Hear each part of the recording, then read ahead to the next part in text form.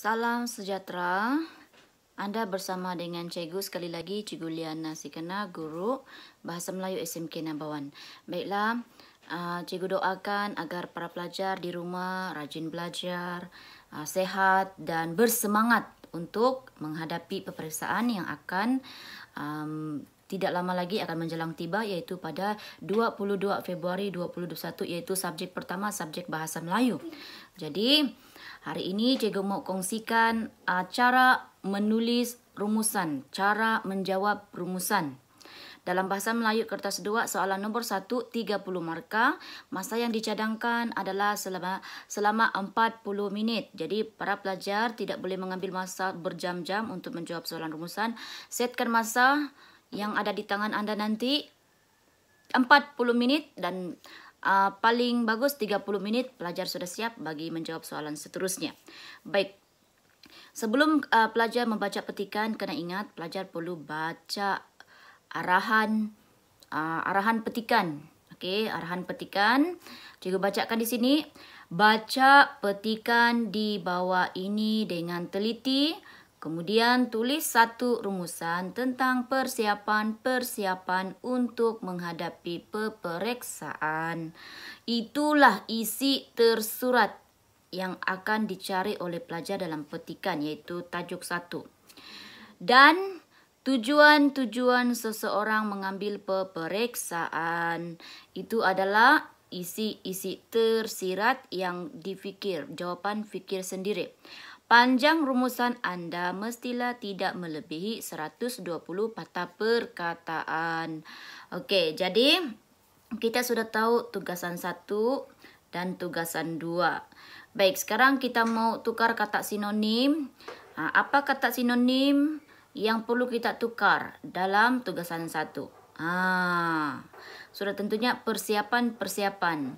Okey, itu persiapan kita tukar dengan perkataan sinonim yang sama dengan perkataan ini, iaitu persediaan ataupun persediaan. Jadi nanti masa menulis rumusan, pelajar perlu tukar itu persiapan menjadi rumusan ini membincangkan persediaan untuk menghadapi peperiksaan. Okey, nanti kita akan lihat contoh rumusan selepas cikgu selesai membincangkan ini, isi tersurat dalam petikan. Okey, sekarang ini kita baca petikan, kita mau garis apakah isi tersurat berdasarkan tajuk isi tersurat, iaitu persiapan untuk menghadapi peperiksaan. Jadi kita mau cari ini isi tersurat dalam petikan. Okey, cikgu akan baca petikan ayat demi ayat. Peperiksaan secara umumnya dapat ditakrifkan sebagai satu cara mengukur keupayaan dan kemampuan seseorang terhadap sesuatu yang dipelajari. Itu bukan isi tersurat. Proses penilaian melalui peperiksaan merupakan isu yang menarik untuk diperkatakan, bukan isi tersurat. Sebelum menghadapi peperiksaan, pelbagai persiapan yang perlu dilakukan agar kita mampu menjawab soalan dengan baik untuk mendapat keputusan yang cemerlang. Itu bukan isi tersurat, tetapi ada menghampiri dengan isi tersurat. Antaranya, itu kita mau tahu ada penanda wacana. Antaranya, kita perlu menyediakan jadual waktu pembelajaran persendirian yang sistematik. Itulah isi tersurat yang pertama. Agar kita dapat mendisiplinkan diri dan membina keyakinan bahawa kita berada pada landasan yang betul dengan syarat jadual tersebut dipatuhi. Baik, dalam satu ayat ini ada separuh isi tersurat dan separuh lagi huraian. Pelajar tidak boleh mengambil bulat-bulat ayat tersebut menjadi isi tersurat yang pertama. Nanti panjang rumusan anda akan melebihi 120 patah perkataan. Jadi bagaimana kita mau tahu itu isi tersurat dan huraian?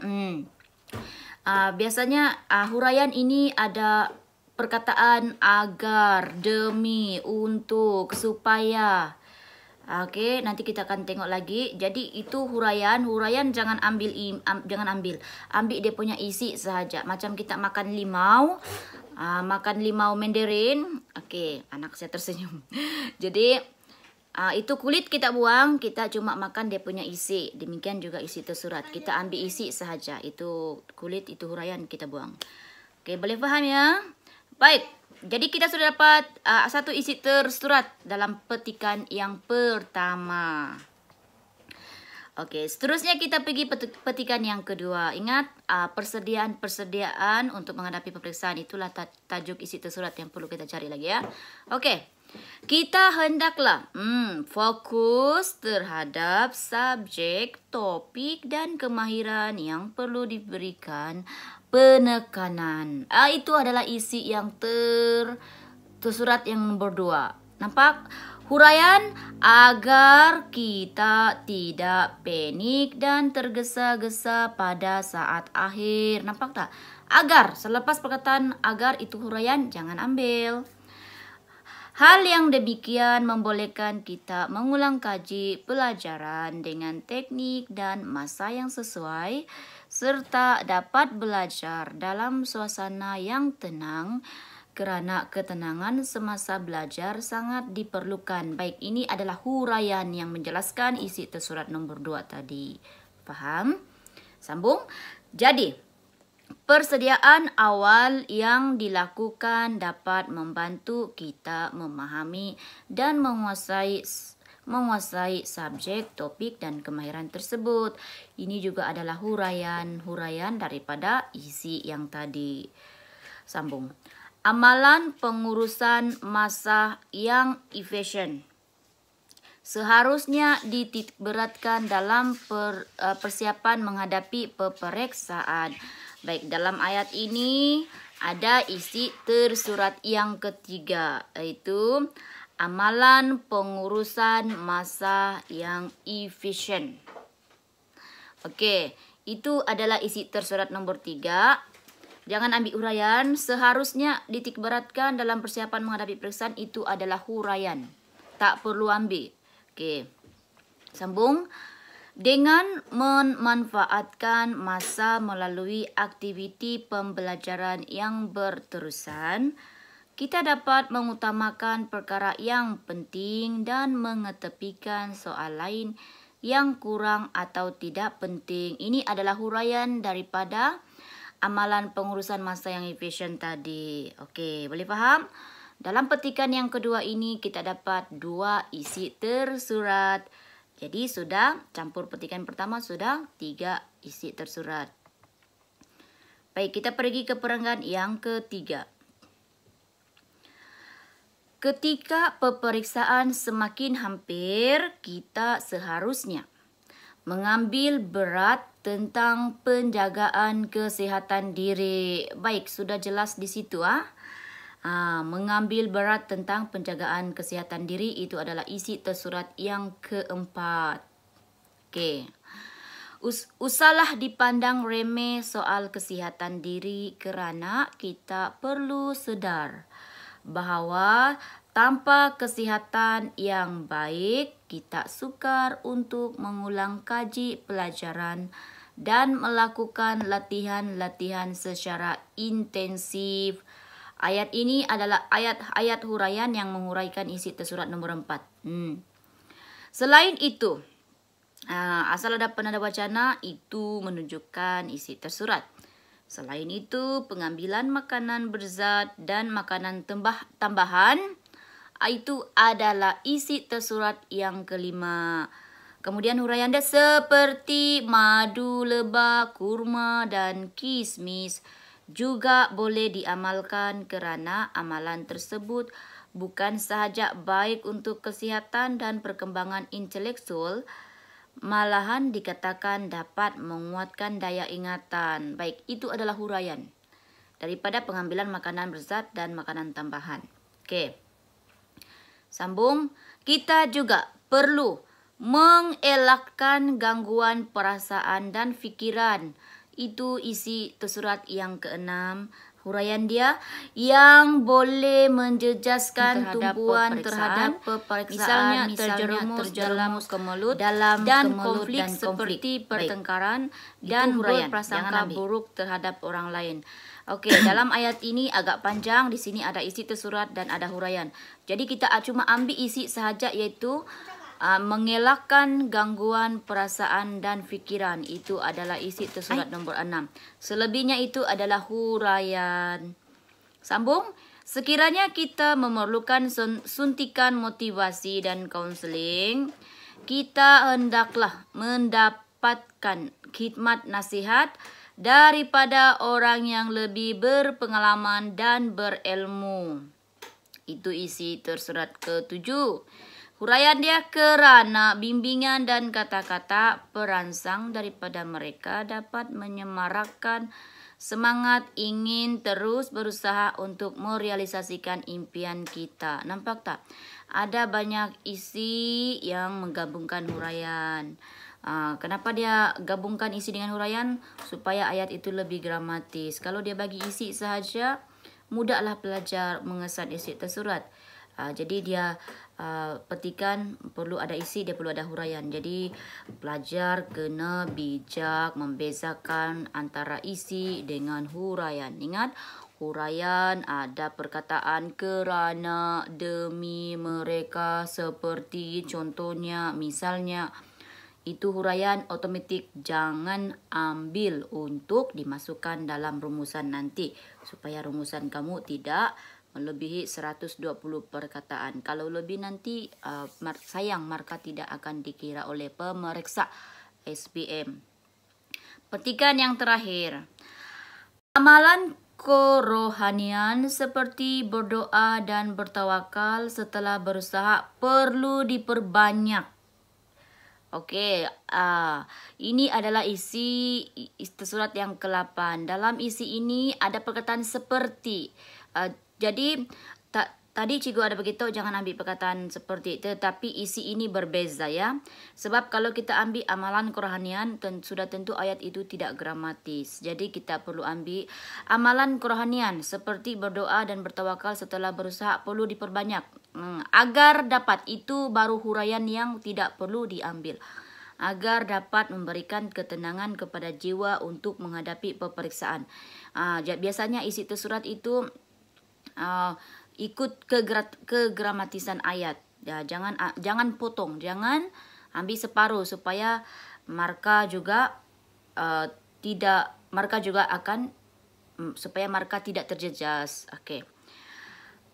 Sesungguhnya tiada kejayaan yang diperoleh tanpa usaha. Berkata pepatah, yang bulat tak akan datang bergolek, yang pipi tak akan datang melayang. Oleh itu, melangkahlah ke dewan peperiksaan dengan semangat yang tinggi dan sentiasa berfikiran positif.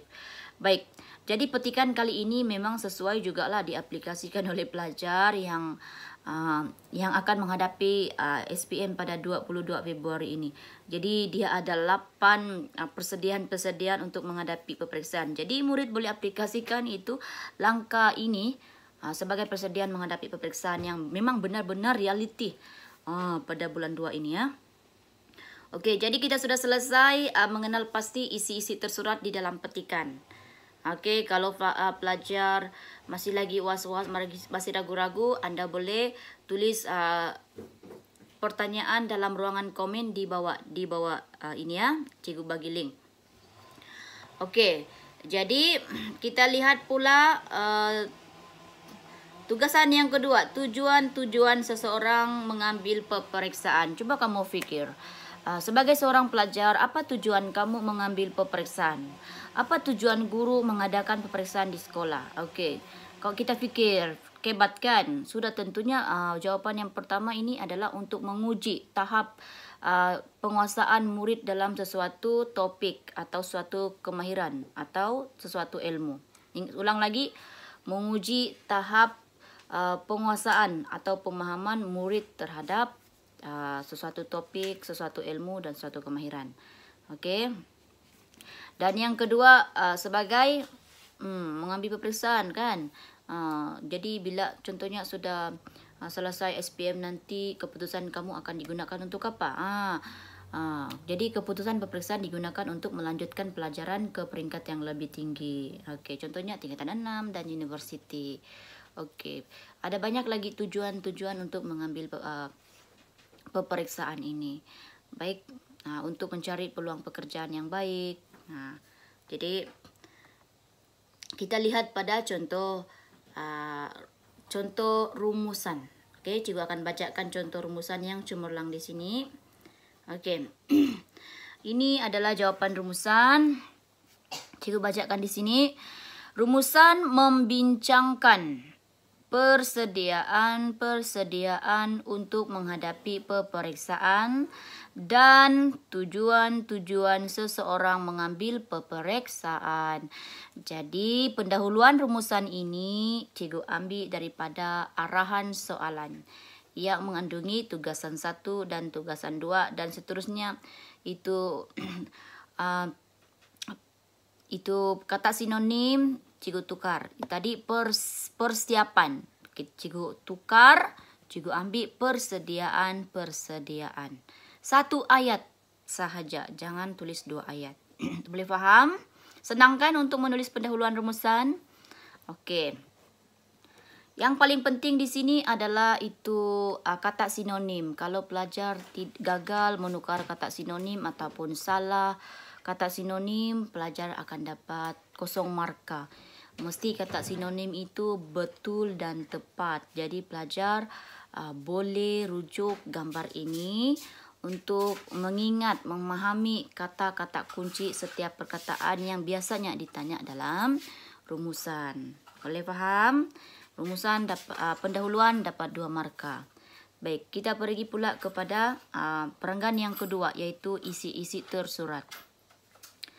Okey, cikgu ambil daripada tugasan 1. Persiapan. Yang ini cikgu kekalkan daripada tugasan 1, tajuk tugasan 1. Yang ini tak perlu tukar sebab itu tidak wajib. Okey. Persiapan untuk menghadapi peperiksaan ialah menyediakan jadual waktu pembelajaran persendirian yang sistematik. Itu isi tersurat pertama. Cikgu guna penanda wacana dan ataupun kata hubung dan fokus terhadap subjek, topik dan kemahiran yang perlu diberikan penekanan. Nah, di sini sudah ada 2 isi tersurat. Okey, penanda wacana. Selanjutnya, amalan pengurusan masa yang efisien dan mengambil berat tentang penjagaan kesihatan diri. Okey. Jadi dalam isi ini ada 2 isi. Okey, sudah ada 4 isi. Seterusnya, pengambilan makanan berzat dan makanan tambahan. Isi yang kelima. Dan mengelakkan gangguan perasaan dan fikiran. Isi yang ke-6. Akhir sekali mendapatkan khidmat nasihat daripada orang yang lebih berpengalaman dan berilmu. Sudah ada 7 isi tersurat. Baiklah pelajar. Memang biasanya cikgu lebihkan 7 isi tersurat. Sebab tidak semestinya pelajar tulis 6 isi tersurat itu semuanya betul. Mesti ada isi tersurat yang tidak berkaitan. Jadi apabila kamu lebihkan isi tersurat jadi 7, kemungkinan daripada 7 itu kamu betul 6 isi tersurat. Jadi dapatlah markah penuh 12 markah. Itu adalah tips dia supaya markah pelajar tidak kurang. Okey. Seterusnya tujuan perenggan yang ketiga. Okey, tentang tugasan yang kedua iaitu isi-isi tersirat. Tugasan yang kedua tadi, tujuan seseorang mengambil peperiksaan ialah menguji tahap pemahaman sesuatu ilmu. Ya, isi tersirat yang pertama. Dan prasyarat untuk melanjutkan pelajaran ke peringkat universiti. Okey, itu adalah isi tersirat yang kedua. Baik, boleh untuk isi tersirat ini boleh tulis 3 isi tersirat. Sama juga macam isi tersirat tadi, kita lebihkan 1. Supaya salah satu dia boleh cover ataupun backup jawapan kita yang salah. Okey. Baik, sekarang ni kita pergi ke perangkat yang keempat, iaitu kesimpulan ataupun penutup. Okey.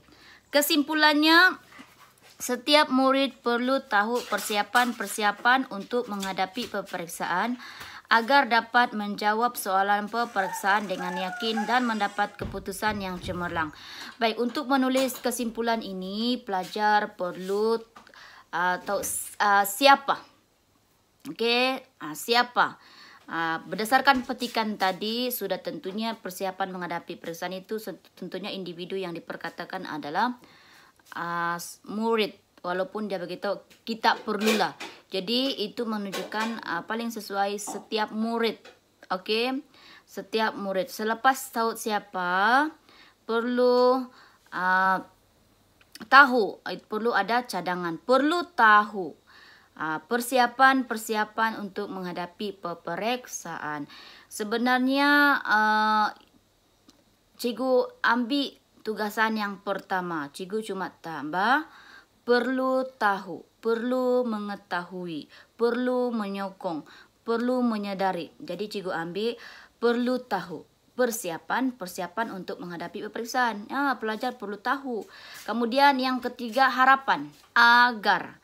Harapan ini apa kesan positif yang pelajar akan dapat sekiranya dia tahu persiapan menghadapi peperiksaan. Sudah tentunya agar dapat menjawab soalan peperiksaan dengan yakin dan mendapat keputusan yang cemerlang.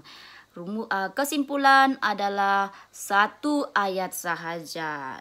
Jadi dan langkah yang terakhir, Pak murid baca balik jawapan rumusan, kenal pasti ejaan tiada yang salah. Selepas itu kira berapa jumlah patah perkataan. Pelajar tidak boleh menulis rumusan lebih 120 patah perkataan. Sekiranya lebih perkataan yang lebih akan dipotong. Markah tidak akan dikira. Jadi ini pelajar tidak akan dapat markah penuh rumusan. Tetapi sekiranya rumusan itu tidak lebih. Macam rumusan ini panjang dia adalah 111 patah perkataan. Jadi rumusan ini tidak lebih 120. Jadi rumusan ini cikgu yang hasilkan confirm sudah pasti rumusan ini akan dapat 30 per 30 markah. Di mana markah isi dapat 20 dan markah bahasa adalah 10. Jadi kalau markah isi dapat 20, kita bahagi 2, dia akan dapat 10. Andai kata isi itu kamu dapat 18, dia punya markah bahasa 9. Jadi pelajar mesti bijak untuk mengenal pasti isi tersurat dan juga perlu tahu menulis rumusan. Okey. Akhir sekali cikgu simpulkan di sini, rumusan mesti 4 perenggan: pendahuluan, isi-isi tersurat, isi-isi tersirat dan kesimpulan. Akhir sekali tidak lebih 120 patah perkataan dan pelajar boleh ambil 7 isi tersurat dan 3 isi tersirat untuk ditulis dalam rumusan. Okey, jadi pelajar bolehlah membuat latih 2B, menulis rumusan di rumah. Kerana rumusan ini adalah lubuk markah bagi calon SPM. Lubuk markah memang senang. Kalau pelajar cukup latih 2B, pelajar boleh sudah menggenggam 30 markah dalam genggaman dan garanti lulus. Okey, jadi kita akan berjumpa lagi ke video yang akan datang. Terima kasih kerana menonton. Jangan lupa subscribe YouTube Cikgu untuk pemakluman, pemberitahuan, notification video yang Cikgu akan upload seterusnya. Stay home, stay positif, ulang kaji dan berdoa semoga anda semakin rajin dan diberi kesihatan yang baik untuk menghadapi SPM pada tahun ini. Kita akan berjumpa lagi di slot video seterusnya.